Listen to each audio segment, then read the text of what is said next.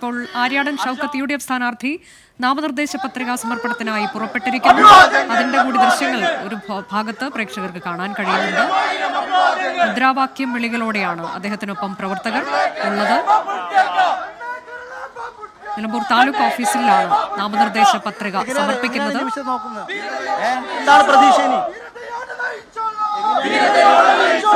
എന്നെ സംബന്ധിച്ചിടത്തോളം വളരെ വൈകാരികമായ ഒരു സമയത്ത് എന്തായാലും നാമനിർദ്ദേശ പത്രിക സമർപ്പിക്കുകയാണ്. പ്രചരണമെല്ലാം വലിയ തോതിൽ ആദ്യഘട്ടം തന്നെ തുടങ്ങാനായി. ഇപ്പോൾ ഇനി നാമനിർദ്ദേശ പത്രിക സമർപ്പിക്കുന്നതിലേക്ക് എത്തുകയാണ്. നിലവിലെ പ്രതീക്ഷ എന്താണ്? വലിയ പ്രതീക്ഷയുണ്ട്,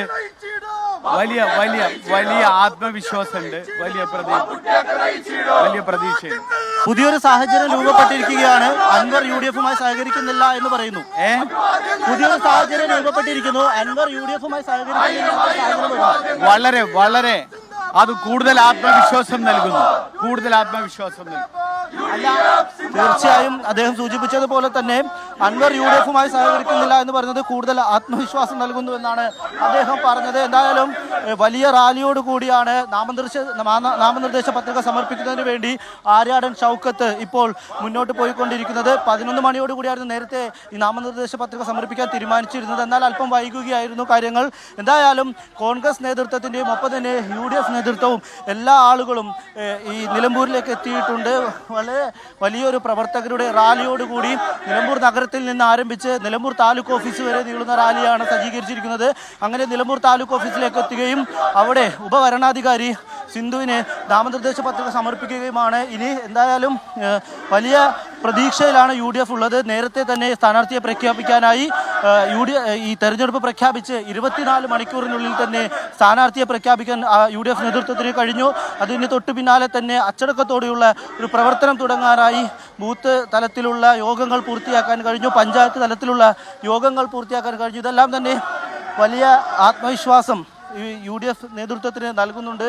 UDF നേതൃത്വത്തിലെ എല്ലാ നേതാക്കളും, കുഞ്ഞാലിക്കുട്ടി അടക്കമുള്ള ലീഗ് നേതാക്കളും ഒപ്പം തന്നെ KPCC പ്രസിഡന്റ് അടക്കമുള്ള കോൺഗ്രസ് നേതാക്കളും എല്ലാവരും തന്നെ ഇന്ന് പത്രിക സമർപ്പിക്കാൻ ആര്യാടൻ ഷൗക്കത്തിനോടൊപ്പം എത്തും. ഇപ്പോൾ അദ്ദേഹം റാലിയായിക്കൊണ്ട് നടന്നുകൊണ്ട് ഈ പത്രിക സമർപ്പിക്കുന്നതിന് വേണ്ടി യാത്ര തിരിക്കുകയാണ്. ഇവിടെ ജ്യോതി ജംഗ്ഷൻ എന്ന് പറഞ്ഞൊരു ജംഗ്ഷൻ നിലമ്പൂരിലുണ്ട്. അവിടെ നിന്ന് മറ്റു നേതാക്കളെയും കൂട്ടി അങ്ങനെയുള്ളൊരു റാലിയാണ് നിലവിൽ സംഘടിപ്പിച്ചിരിക്കുന്നത്. ആ റാലി നിലമ്പൂർ ഓഫീസ് വരെയാണുള്ളത്. അതിനുശേഷമായിരിക്കും പത്രിക സമർപ്പിക്കുക.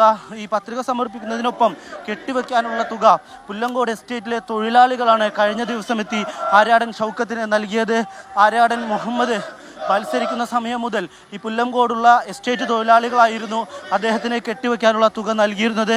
അതേ രീതിയിൽ തന്നെ ആര്യാടൻ മുഹമ്മദ് നടന്ന അതേ പാതയിലൂടെ തന്നെ അതേ രീതിയിൽ തന്നെ പുല്ലങ്കോടുള്ള എസ്റ്റേറ്റ് തൊഴിലാളികളിൽ നിന്ന് കെട്ടിവെക്കാനുള്ള തുക ഏറ്റുവാങ്ങിക്കൊണ്ടാണ് ഇപ്പോൾ നാമനിർദ്ദേശ പത്രിക സമർപ്പിക്കാനായി ആര്യാടൻ ഷൗക്കത്ത് താലൂക്ക് ഓഫീസിലേക്ക് പോകുന്നത്. എന്തായാലും നേരത്തെ തന്നെ തീരുമാനിച്ചതുപോലെ വലിയ അളവിലുള്ള പ്രവർത്തകരുടെ ഒരു റാലിയോടുകൂടി നിലമ്പൂർ നഗരത്തെ വലം വെച്ച് അങ്ങനെയാണ് നിലവിൽ പത്രികാ സമർപ്പണം തീരുമാനിച്ചിരിക്കുന്നത്. പുതിയൊരു സാഹചര്യം, അത് UDF-ന് പ്രതിസന്ധി സൃഷ്ടിക്കുന്ന ഒരു സാഹചര്യമാണ്.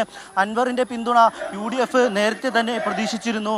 തെരഞ്ഞെടുപ്പ് പ്രഖ്യാപിക്കുന്ന വേളയിൽ നിരുപാധിക പിന്തുണ അൻവർ UDF-ന് വാഗ്ദാനം ചെയ്യുകയും ചെയ്തിരുന്നു. എന്നാൽ ആര്യാടൻ ഷൗക്കത്തിൻ്റെ സ്ഥാനാർത്ഥി പ്രഖ്യാപനത്തിന് പിന്നാലെ അൻവർ UDF-ന് നേരെ തിരിയുന്നതാണ് കണ്ടത്. അൻവർ നിരുപാധിക പിന്തുണ എന്ന് പറഞ്ഞിരുന്ന സ്ഥലത്ത് പിന്തുണ പ്രഖ്യാപിക്കാതെ ഈ സ്ഥാനാർത്ഥിയെ UDF സ്ഥാനാർത്ഥിയെ രൂക്ഷമായി വിമർശിക്കുന്നു. LDF-ന്റെ സ്ഥാനാർത്ഥിയാകാൻ ശ്രമിച്ചിരുന്നു എന്ന് പോലുമുള്ള ഗുരുതരമായ ആരോപണങ്ങൾ ഈ സ്ഥാനാർത്ഥിക്കെതിരെ ഉന്നയിക്കുന്നു. അതിന് തൊട്ട് പിന്നാലെ അൻവറിനെതിരെ കോൺഗ്രസ് നേതൃത്വം ഒന്നടങ്കം രംഗത്ത് വരുന്നൊരു കാഴ്ച കണ്ടു. ഇതെല്ലാം ഈ സാഹചര്യം വഷളാക്കുകയും ചെയ്തു. കഴിഞ്ഞ ദിവസങ്ങളിലെല്ലാം വലിയ ചർച്ചകളുണ്ടായിരുന്നു. അൻവർ ഒറ്റയ്ക്ക് മത്സരിക്കുമോ അതോ കോൺഗ്രസുമായി സഹകരിക്കുമോ, UDF നേതൃത്വവുമായി സഹകരിക്കുമോ എന്നെല്ലാം.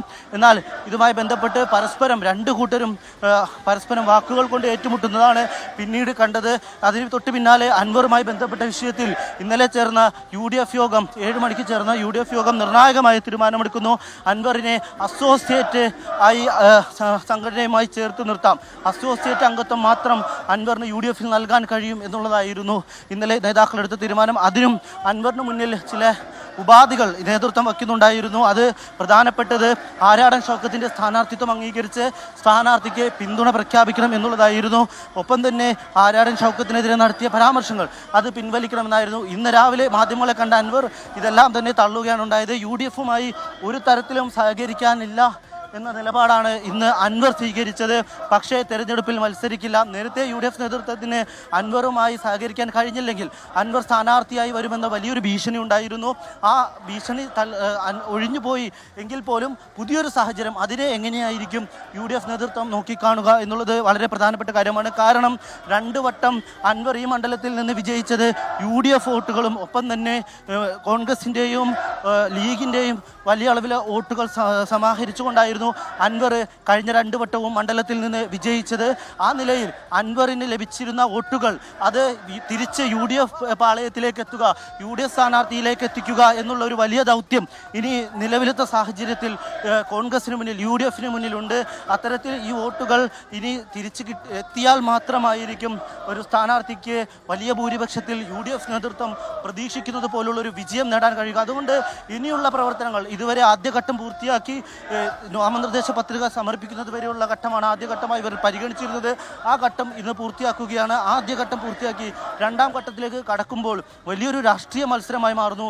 M സ്വരാജ് കൂടി സ്ഥാനാർത്ഥിയായി വരുമ്പോൾ UDF LDF നേർക്കുനേരുള്ള രാഷ്ട്രീയ മത്സരമായി ഇത് മാറുമ്പോൾ അൻവറിലേക്ക് പോയ അൻവർ നേരത്തെ മത്സരിച്ച സമയത്ത് സമാഹരിച്ച അൻവർ വിജയത്തിനായി ഉപയോഗിച്ച UDF-ന്റെ വോട്ടുകൾ ലീഗിൻ്റെയും ഒപ്പം തന്നെ കോൺഗ്രസിൻ്റെയും പാളയത്തിൽ നിന്ന് അടർന്നു പോയ ആ വോട്ടുകൾ തിരിച്ചെത്തിക്കുന്നതിന് വേണ്ടിയുള്ള പ്രവർത്തനമായിരിക്കും ഇനിയുള്ള തെരഞ്ഞെടുപ്പ് പ്രചാരണ വേളയിൽ UDF-ന്റെ ഭാഗത്തുനിന്നുണ്ടാവുക. ആ നിലയിലാണ് നിലവിലെ കാര്യങ്ങൾ. എന്തായാലും അൻവർ നിലവിലൊരു പ്രതിസന്ധി UDF-ന് മുന്നിൽ സൃഷ്ടിച്ചിട്ടുണ്ട് എന്നുള്ളതാണ്. മത്സരിക്കില്ല എന്ന് പറയുമ്പോൾ പോലും അതും പൂർണ്ണമായും അൻവർ തള്ളുന്നില്ല.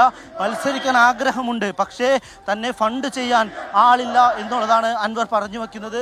ആ നിലയിൽ മത്സരിക്കില്ല എന്ന് തീർത്തും അൻവർ പറഞ്ഞു വച്ചിട്ടില്ല. എന്നാൽ പോലും അൻവർ മത്സരിക്കാത്ത UDF-ന് പിന്തുണ പ്രഖ്യാപിക്കാത്ത ഒരു സാഹചര്യം വന്നു കഴിഞ്ഞാൽ അത് വലിയ പ്രതിസന്ധി UDF-ന് മുന്നിൽ സൃഷ്ടിക്കും. അതിനെ ഏത് നിലയിൽ UDF മറികടക്കുമെന്നുള്ളത് പ്രധാനപ്പെട്ട കാര്യമാണ്. ആര്യാടൻ ഷൗക്കത്ത് നാമനിർദ്ദേശ പത്രിക സമർപ്പിക്കാനായി താലൂക്ക് ഓഫീസിലേക്ക് പോവുകയാണ്. അദ്ദേഹത്തിന്റെ പ്രചാരണം തുടരുകയാണ്. പ്രകടനമായാണ് താലൂക്ക് ഓഫീസിലേക്ക് എത്തുന്നത്. അദ്ദേഹത്തിനൊപ്പം ഒട്ടേറെ പ്രവർത്തകരുണ്ട്, അണികളുണ്ട്. മുതിർന്ന നേതാക്കൾ നാമനിർദ്ദേശ പത്രിക സമർപ്പണ സമയത്ത് അദ്ദേഹത്തിനൊപ്പം ഉണ്ടാകും എന്നതാണ് റാഫി കരീം നൽകിയ വിവരം. കെട്ടിവെക്കാനുള്ള കാശ് എസ്റ്റേറ്റിലെ തൊഴിലാളികളാണ് അദ്ദേഹത്തിന് നൽകുന്നത്. അല്പസമയത്തിനകം തന്നെ നാമനിർദ്ദേശ പത്രിക സമർപ്പണം സംഭവിക്കും. ഇന്ന് ഉച്ചയ്ക്ക് ശേഷം M സ്വരാജും അദ്ദേഹത്തിന്റെ നാമനിർദ്ദേശ പത്രിക സമർപ്പിക്കും. M സ്വരാജും അവിടെ പ്രചാരണ പ്രവർത്തനങ്ങൾ ആരംഭിച്ചിട്ടുണ്ട്. ഇന്ന് രാവിലെയാണ് അദ്ദേഹം നിലമ്പൂരിൽ എത്തിയത്.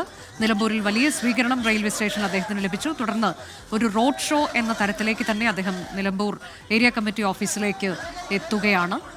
ഒട്ടേറെ പേർ അദ്ദേഹത്തിന്റെ പ്രവർത്തകരും അണികളുമൊക്കെ അദ്ദേഹത്തിന് പിന്തുണ അർപ്പിച്ചുകൊണ്ട്, അഭിവാദ്യം അർപ്പിച്ചുകൊണ്ട് ഒരു വലിയ ജനസാഗരം തന്നെ അവിടെ ഉണ്ടായിട്ടുണ്ട്. നിലമ്പൂർ സ്വദേശി കൂടിയാണ് M സ്വരാജ് എന്നുള്ളത് ഈ മത്സരത്തിന്റെ തീവ്രത വർദ്ധിപ്പിക്കുകയാണ്. നിലമ്പൂരിന്റെ ചരിത്രമൊക്കെ എടുത്തു പറഞ്ഞുകൊണ്ടാണ് അല്പസമയം മുൻപ് അദ്ദേഹം ഞങ്ങളുടെ പ്രതിനിധി R ശ്രീജിത്തിനോട് സംസാരിച്ചത്. കൂടാതെ PV അൻവർ ഉൾപ്പെടെ ഉയർത്തിയ ചില വിഷയങ്ങളിലുള്ള മറുപടിയും M സ്വരാജ് പറയുന്നുണ്ടായിരുന്നു.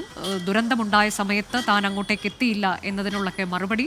കൂടാതെ പലസ്തീനിലെ മുസ്ലിങ്ങൾക്ക് വേണ്ടി സംസാരിക്കുമ്പോൾ നിലമ്പൂരുകാർക്ക് വേണ്ടി സംസാരിക്കുന്നില്ല എന്നതിന് മറുപടി. അങ്ങനെ ഉയർന്ന വിവാദ വിഷയങ്ങളിലെല്ലാമുള്ള മറുപടി കൂടി M സ്വരാജ് നൽകുന്നുണ്ട്. M സ്വരാജ് അദ്ദേഹത്തിന്റെ പ്രചാരണ പ്രവർത്തനങ്ങൾ ആരംഭിച്ചിരിക്കുന്നു.